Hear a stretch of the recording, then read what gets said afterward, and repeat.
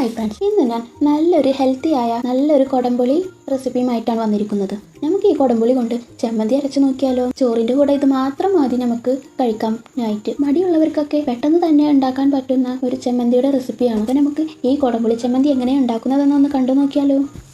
ഈ വീഡിയോ ഇഷ്ടമായാൽ ലൈക്ക് ചെയ്യണേ, പിന്നെ സബ്സ്ക്രൈബ് ചെയ്ത് ആ ബെല്ലൈക്കനിൽ ഓൾ ഒന്ന് പ്രസ് ചെയ്യാൻ മറക്കരുത്. അപ്പോൾ നമുക്ക് വേഗം തന്നെ ഇത് കണ്ടു നോക്കാം. നമ്മുടെ കുടംപുളി ചമ്മന്തി ഉണ്ടാക്കാൻ വേണ്ടി ഞാനിവിടെ ഒരു 4-5 കുടംപുളിയാണ് എടുത്തിരിക്കുന്നത്.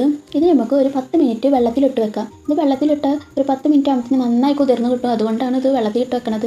വെള്ളത്തിലിട്ട് വെച്ചില്ലെങ്കിൽ ഇത് അരച്ചാൽ ഇങ്ങനെ കട്ട പോലെ കിടക്കും. അതുകൊണ്ടാണ് ഈ ടൈം കൊണ്ട് നമുക്ക് ഒരു ചട്ടി വെക്കാം. ഇതിലേക്ക് ഞാനിവിടെ ഒരു 10 ചുള ചുവന്നുള്ളി എടുത്തിട്ടുണ്ട്. ഇതൊന്ന് ഈ ചട്ടിയിലിട്ട് ഒന്ന് ചൂടാക്കിയെടുക്കാം. ഇപ്പോൾ ചുവന്നുള്ളിയുടെ കളറൊക്കെ ഒന്ന് മാറി വരെയുണ്ട്. ഇനി നമുക്ക് ഇതിലേക്ക് വറ്റൽമുളക് ചേർത്ത് കൊടുക്കാം. ഇത് രണ്ടും കൂടി നന്നായി ചൂടായി വന്നിട്ടുണ്ട്.